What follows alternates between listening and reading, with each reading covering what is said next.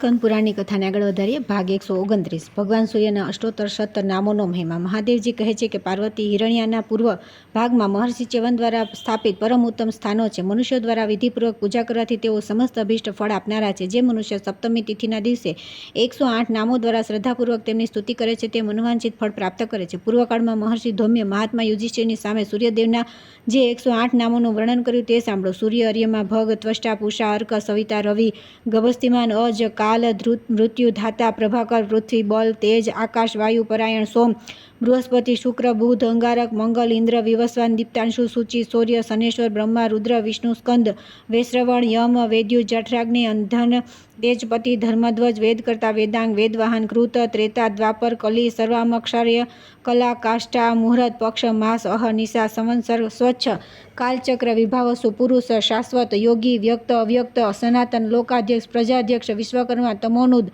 વરુણ, સાગર, અંશુ, જીમુત, જીવન, અરિહા, ભૂતાશ્રય, ભૂતપતિ, સર્વભૂત નિવેશિત, સ્રષ્ટા, સમર્થક, વહી, સર્વાધિકર, અમલ, અનંત, કપિલ, ભાનુ, કામદ, સર્વતોમુખ, જય, વિષાદ, વરદ, સર્વાધાતુ નિવેશિત, સમ, સુવર્ણ, ભૂતાદિ, શીઘ્રક, પ્રાણધારક, ધન્વંતરી, ધૂમકેતુ, આદિદેવ, અદિતિ, સૂત, દ્વાદશાત્મા, અરવિંદાક્ષ, પિતા, માતા, પિતામહ, સ્વર્ગદ્વાર, પ્રજાદ્વાર, મોક્ષદ્વાર, ત્રિવિષ્ટપ, દેહકર્તા, પ્રશંસાત્મા, વિશ્વાત્મા, વિશ્વતોમુખ, ચરાચરાત્મા, સૂક્ષાત્મા તથા નેત્ર શરીરાન્વિત.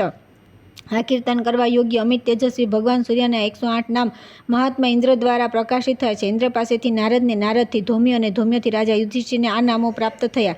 રાજા યુધિષ્ઠિરે આ નામો સાંભળીને સંપૂર્ણ મનોરથને સિદ્ધ કર્યા. જે એકાગ્રચિત્તે સૂર્યોદય સમયે આ સ્તોત્રનો પાઠ કરે છે તે પુત્ર, ધન, રત્ન, રાશિ, પૂર્વજન્મની સ્મૃતિ, સ્મરણ શક્તિ તથા મેઘા બુદ્ધિ પ્રાપ્ત કરી લે છે. જે દેવતાઓમાં શ્રેષ્ઠ ભગવાન સૂર્યના આ સ્તોત્રનો એકાગ્રતાથી પાઠ કરે છે તે શોકરૂપી દાવાનળથી મુક્ત થઈને મનોવાંછિત ફળોનો પ્રાપ્ત કરી લે છે. ત્યાર પછી આવે છે મહર્ષિ ચ્યવનની કથા અને ચ્યવનેશ્વરનો મહિમા.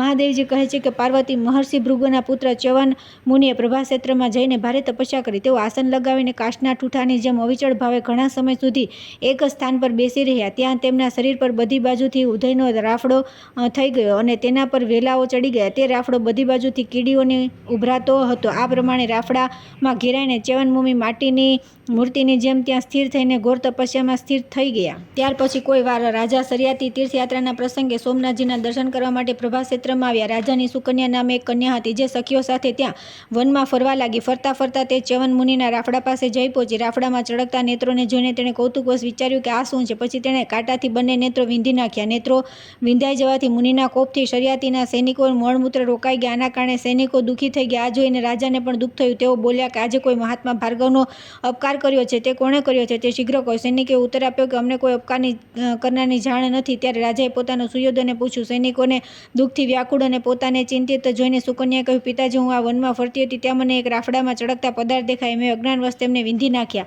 આ સાંભળીને રાજા શર્યાતી તરત જ રાફડા પાસે આવ્યા અને તેમણે તપોવૃદ્ધ અને વયોવૃદ્ધ ચ્યવન મુનિના દર્શન કર્યા. ત્યાર પછી તેમણે હાથ જોડી સૈનિકોના કષ્ટ નિવારણ માટે પ્રાર્થના કરતા બોલ્યા, ભગવાન, મારી કન્યાએ અજ્ઞાનવશ તમારો અપરાધ કર્યો છે તે માટે ક્ષમા કરો. ત્યારબાદ મહર્ષિની આજ્ઞાથી શર્યાતીએ પોતાની કન્યા ઋષિ સાથે પ્રણાવી દીધી અને સ્વયં સેના સાથે નગરમાં ચાલી આવ્યા. સુકન્યા પરમ ઉત્તમ તપસ્વીની પતિને પ્રાપ્ત કરીને પ્રેમપૂર્વક તપસ્યા અને નિયમપૂર્વક રહીને મુનિની સેવા કરવા લાગી. મુનિને ત્યાં જે અતિથિ આવતા તેમનો યથોચિત સત્કાર કરીને તે તરત જ મહર્ષિ ચ્યવનની સેવામાં સંલગ્ન થઈ જતી. થોડા સમય બાદ અશ્વિની કુમાર નામના દેવતા તે વનમાં આવ્યા. તેમણે સુંદર દંત પંક્તિઓવાળી સુકન્યાને સ્નાન કરીને જતા જોઈ અને તેની સમીપ જઈને કહ્યું, વામે તમે કોની પાસે છો અને આ વનમાં શા માટે ફરી રહ્યા છો? સુકન્યાએ પ્રસન્નતાથી કહ્યું કે તમે મને રાજા શર્યાતીની પુત્રી તથા મહર્ષિ ચ્યવનની પત્ની જાણો. અશ્વિની કુમાર બોલ્યા, તમારા પિતાએ જાણી જોઈને આ ગતાયુ મહર્ષિ સાથે તમારા લગ્ન કેમ કર્યા? ચ્યવનજી તમારા પાલન પોષણ અને રક્ષણમાં તદ્દન અસમર્થ છે. તેથી તેમને છોડીને તમે અમારા બેમાંથી કોઈ એકને પતિ બનાવી લો. તેમના આમ કહેવાથી સુકન્યા બોલી, દેવતા, હું તમારા પતિદેવ ચ્યવનમાં પૂર્ણતઃ અનુરક્ત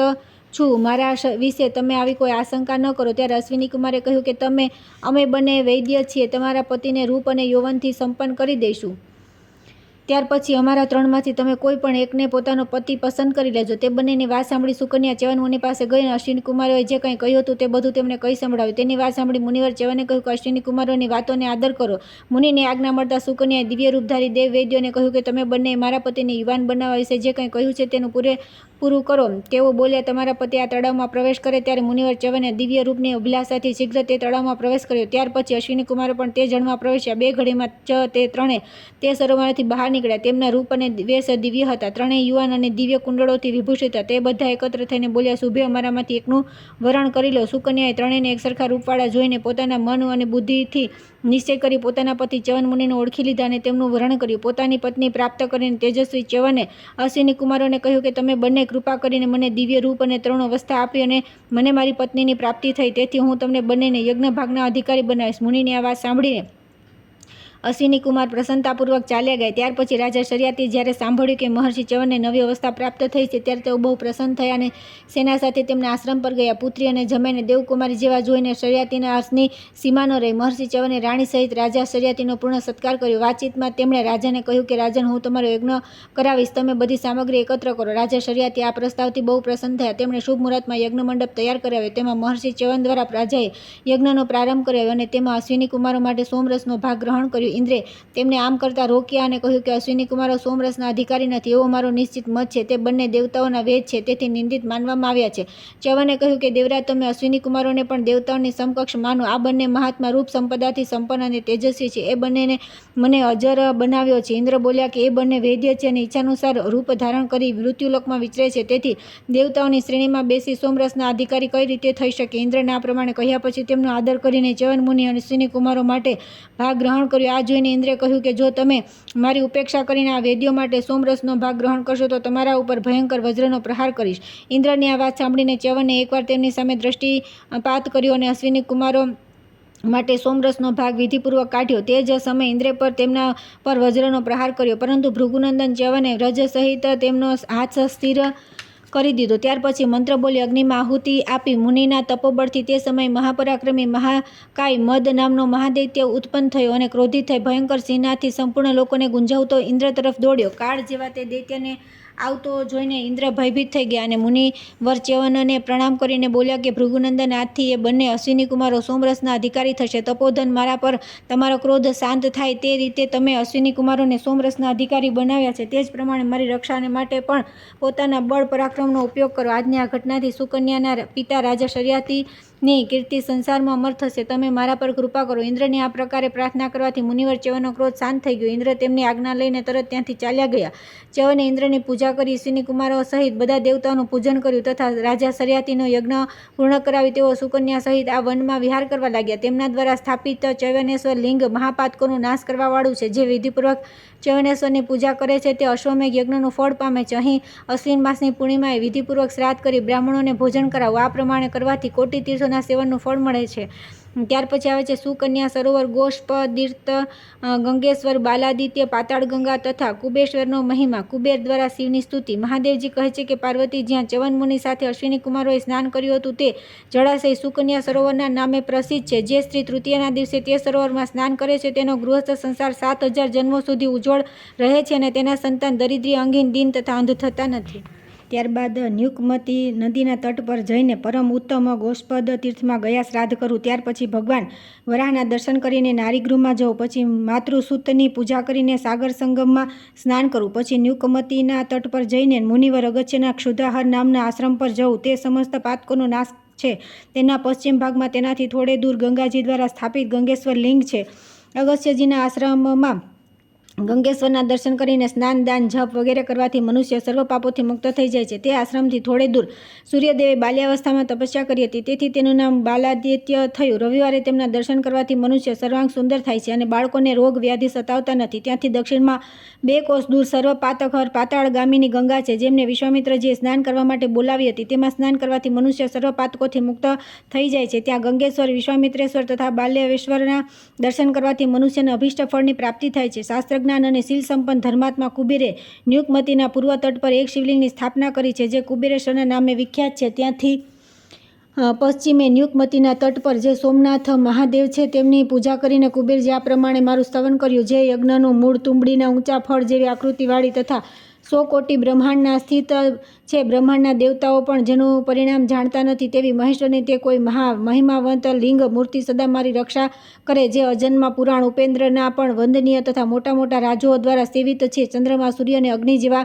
જેમના નેત્ર છે, જેઓ પોતાની ધજામાં ઋષભેન્દ્ર નંદજીનું ચિહ્ન ધારણ કરનારા તથા પ્રલય વગેરેના હેતુ છે, તે મહાદેવજીને હું પ્રણામ કરું છું. જે સર્વના એકમાત્ર ઈશ્વર, દેવતાઓના એક જ બંધુ, યોગ દ્વારા પ્રાપ્ત થનારા, સંપૂર્ણ વિશ્વના નિવાસસ્થાન, વિસ્મયના આધાર, અનંત શક્તિ સંપન્ન, જ્ઞાનજનક તથા ધૈર્ય વગેરે ગુણોના કારણે સર્વોત્કૃષ્ટ છે, અથવા જેમનામાં ધૈર્ય વગેરે ગુણોની વિપુલતા છે, તે ભગવાન શિવને હું નમસ્કાર કરું છું. જેમના હાથોમાં પિનાક, પાસ, અંકુશ અને ત્રિશૂળ શોભી રહ્યા છે, જેઓ મસ્તક પર જટાનો મુગટ ધારણ કરે છે, જેમની વાણી મેઘ સમાન ગંભીર છે, જેમના બધા અંગોની કાંતિ સ્ફટિકમણિ સમાન ઉજ્જવળ તથા કંઠમાં નીલા રંગનું ચિહ્ન છે, તથા સહસ્ત્ર સ્વરૂપ ધારણ કરનારા વિશિષ્ટ પુરુષ છે, તે ભગવાન શિવને હું પ્રણામ કરું છું.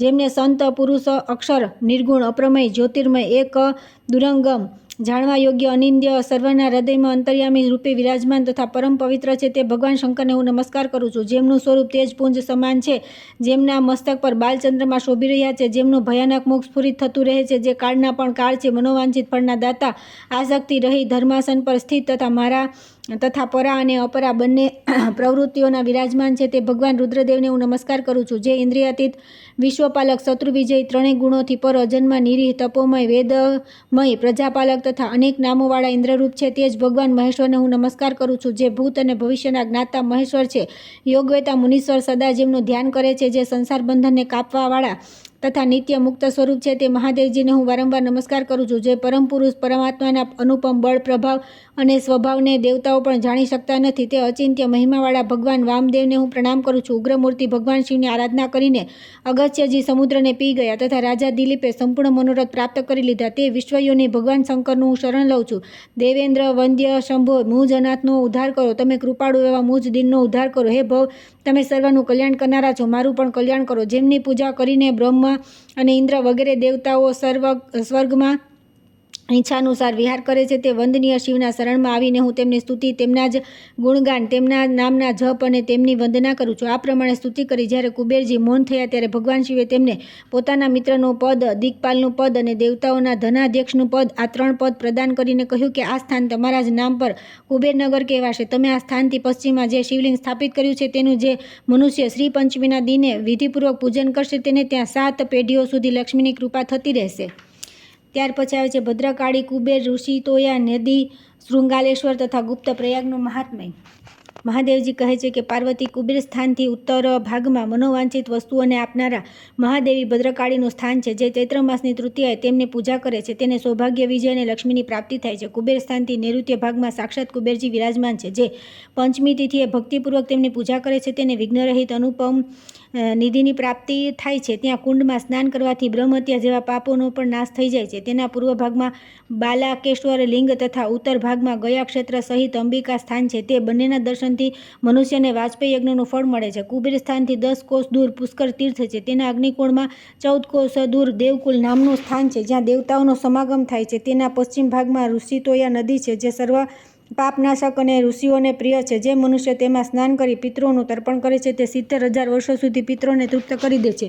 એટલું જ નહીં, તેના 7 જન્મોના પાપોથી છુટકારો મળી જાય છે. પરમ પવિત્ર દેવદારુ વનમાં હજારો ઋષિ નિવાસ કરતા હતા. તેઓ બધા દરરોજ વાવ, કૂવા અને તળાવ વગેરેમાં સ્નાન કરતા હતા. ત્યાં તેમને ઘણા વર્ષો વ્યતીત કર્યા. તેમના પુત્ર પૌત્રોની સંખ્યા વધી ગઈ અને તે લોકો દારૂક વનમાં ચારે બાજુ રહેવા લાગ્યા. એક દિવસ તે બધાએ એકત્ર થઈને વિચાર કર્યો કે આપણે બધા બ્રહ્મલોકમાં જઈને બ્રહ્માજીને પ્રાર્થના કરીએ કે જેથી અહીં કોઈ નદી પ્રગટ થાય. એવો નિશ્ચય કરીને તે તપસ્વી મુનિઓ બ્રહ્મલોકમાં ગયા અને ત્યાં બ્રહ્માજીની અનેક પ્રકારે સ્તુતિ કરવા લાગ્યા. ઋષિ બોલ્યા કે ઓમકાર સ્વરૂપ આપને નમસ્કાર છે. સંપૂર્ણ વિશ્વને ઉત્પન્ન કરનારા આપને નમસ્કાર છે. સમસ્ત સંસારની રક્ષા કરનાર પરમાત્મા નમને નમસ્કાર છે. જગતનો સંહાર કરનાર બ્રહ્મરૂપધારી આપને નમસ્કાર છે. હે પિતામહ આપને નમસ્કાર છે. હે સુરશ્રેષ્ઠ આપને નમસ્કાર છે.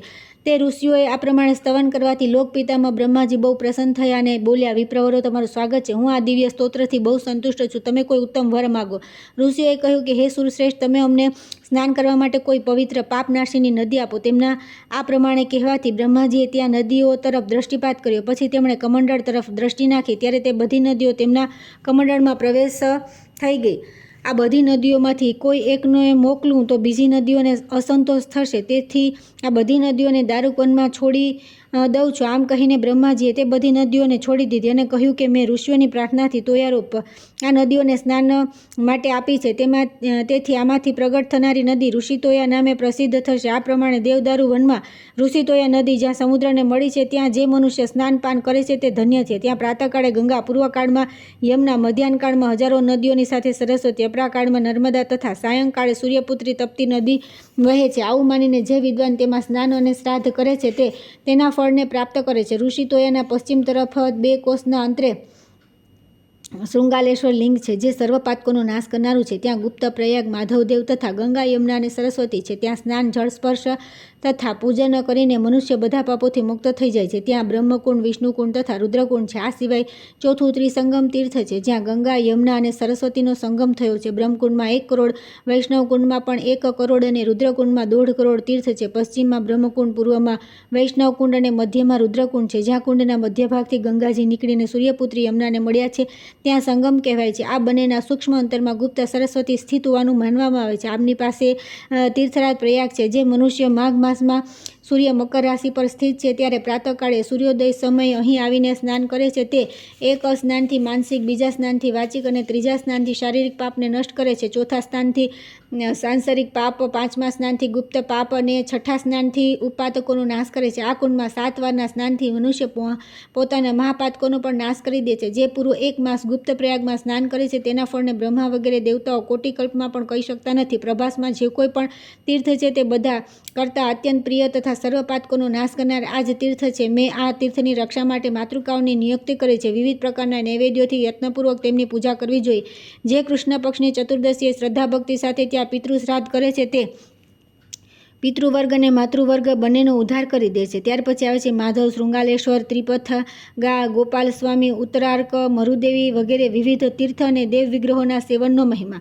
મહાદેવજી કહે છે કે પાર્વતી તેના દક્ષિણ ભાગમાં થોડેક દૂર શંખ, ચક્ર, ગદા ધારણ કરનારા ભગવાન માધવ વિરાજમાન છે. જે શુક્લ પક્ષની એકાદશીએ સ્નાન કરી શુદ્ધ વસ્ત્ર પહેરીને ગંધ, પુષ્પ અને અનુલેપન દ્વારા ભક્તિપૂર્વક તેમની પૂજા કરે છે, તે પરમપદને પ્રાપ્ત થાય છે. જે વિષ્ણુકુંડમાં સ્નાન કરી માધવની પૂજા કરે છે, તે શ્રી હરિના ધામમાં જાય છે. ત્યાંથી ઉત્તર દિશામાં થોડા વાયવ્ય કોણ તરફ શૃંગાલેશ્વર લિંગ છે.